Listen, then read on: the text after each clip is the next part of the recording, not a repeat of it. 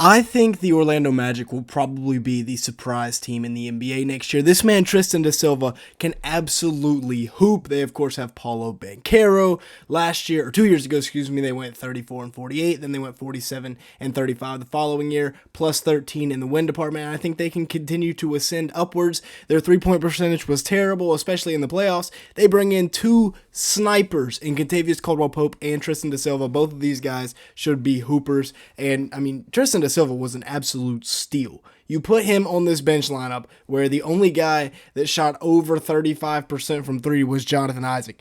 Only guy to shoot over 35%. That is horrific. At Colorado, he averaged 16 points a game, 5 boards, 49% shooting from the field, 40% from three, and 5 attempts per game. So good efficiency, almost 50, 40, 90. He is a 3-level scorer. He can do it however you want, whenever you want, over whoever you want. And he can also go through you. He's got a good frame on him, 6'9" with a 6'10" wingspan, and he has been hooping in the summer league so far. This move right here is absolutely elite. Little turnaround fadeaway. Boom. He's pro ready. He's a great spacer as well. So around Paulo, around Franz, around these slashing guards they have, Anthony Black, he's going to thrive as a shooter. This game against the Pelicans, he was going crazy. The first two shots barely even hit net. Against the Cavs, he was knocking down threes as well. I believe he had 23 versus the Pelicans and 13 versus the Cavs. Maybe a little bit more. I know he had at least 5 boards and 4 assists as well versus the Cavs. But look at him run the court, get to that corner, toe tap it, and knock it down. I think he's too good for the summer league. This is a really smooth Euro step right here. Off the pass of Anthony Black, another guy that probably is a little bit too good for the summer league, but hey, getting a little bit of extra reps in, and then just crashing right here, get out of my way, going up with the left and finishing it home. Very nice. And then they bring in Kentavious, Caldwell-Pope, who is an elite 3-and-D2 guard, a guy that can really, really help them out this year. He averaged 10.1 points per game, 2.4 rebounds, and 2.4 assists, as well as 1.3 steals, while being the point of attack defender on a championship contending team out in Denver. Very, very promising to bring him in. 46% shooting from the field, 41% from 3-on-4 attempts, and he played 76 games last year. He's a winning player. He's available usually, and I think this starting 5 right here should be very, very good because, yes, they have agreed to let Jaylen Suggs run the point guard spot, and Kentavious, Caldwell-Pope will fit in seamlessly, spacing the floor and guarding at the point of attack, running the floor as well right here.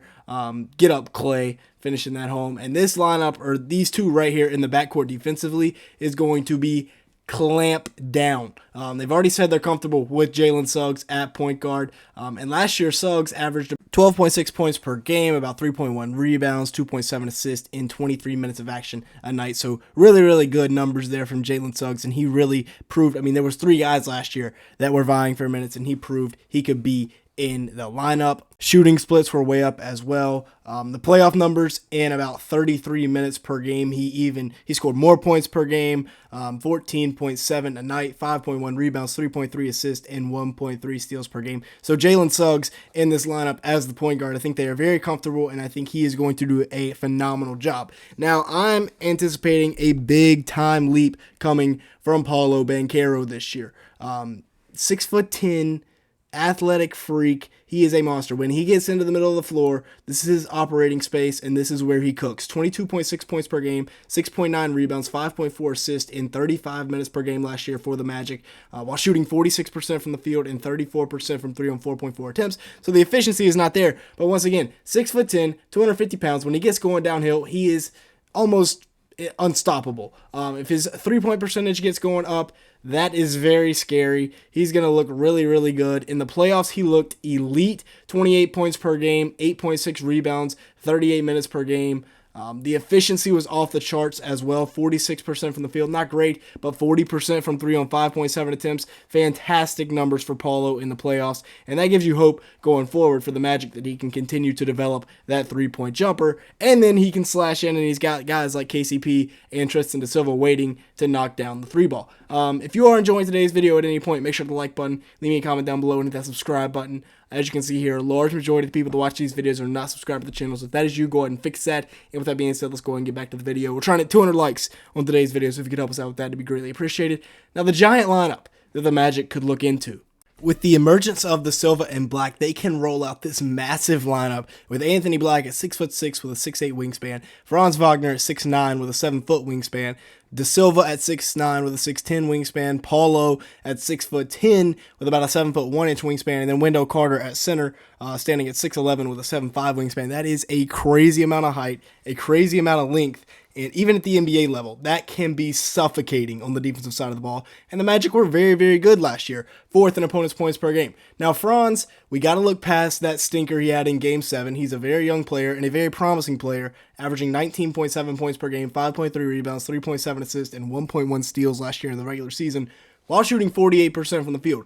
Only 28% from 3 on 4.4 attempts. That's not going to cut it in the modern-day NBA. 28%, that is horrific. He's got to get that fixed. But if he does, he's already a great slasher, great finisher with both hands. He could be lethal in the future as a part of this Magic franchise. Now, Wendell Carter Jr. as the franchise big, the stretch 5 that has really come on in the last couple of years when it comes to three-point shooting, averaging 11 points per game, 7 rebounds, 1.7 assists in 26 minutes of action a night. Like I said, very good big, very mobile big as well, and he's got some of the modern-day tools you need when it comes to putting the ball on the deck. 53% from the field, 37% from 3 on 3.1 attempts for him, and he's still 24 years old. It feels like he's been in the league for quite some time, but he's just going to be 25 next season. Mo Wagner, another guy they bring back on a very team-friendly deal, I believe.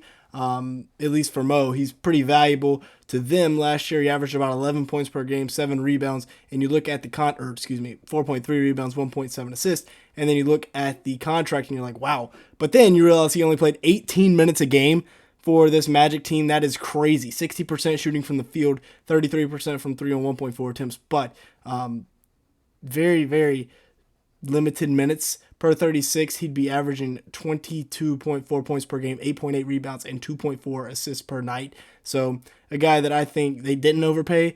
People are also saying they overpaid for Jonathan Isaac. I don't think so as well. Of course, they gave him that 5-year, $84 million contract, and on paper maybe, but he was pretty healthy last year, not 100%, but he averaged 7 points per game, 4.5 rebounds, 1.2 blocks, 53% shooting from the field, 38% from 3 in 16 minutes, and per 36, he'd be averaging some crazy numbers. Now, can this Magic team make the playoffs next year? That is the question. This is the lineup they will probably roll out with Jamal Mosley as the coach, I believe, heading into his 4th year. Correct me in the comments if I'm wrong. But Jaylen Suggs, KCP, Franz, Paulo, and Wendell. I love that lineup. I think it's a great starting 5.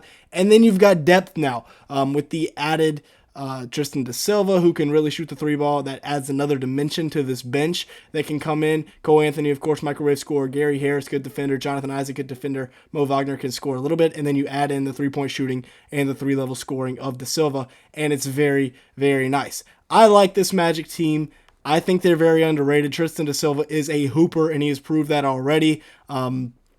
And I think the Magic could be very, very good come playoff time next year. With that being said, that's going to be it for today's video. Thank you so much for watching. Make sure to like button and leave me a comment down below, as well as hitting that subscribe button. We're looking for about 200 likes on today's video, so if you could help us out with that, it'd be greatly appreciated. And with all that being said, thank you so much for watching today's video.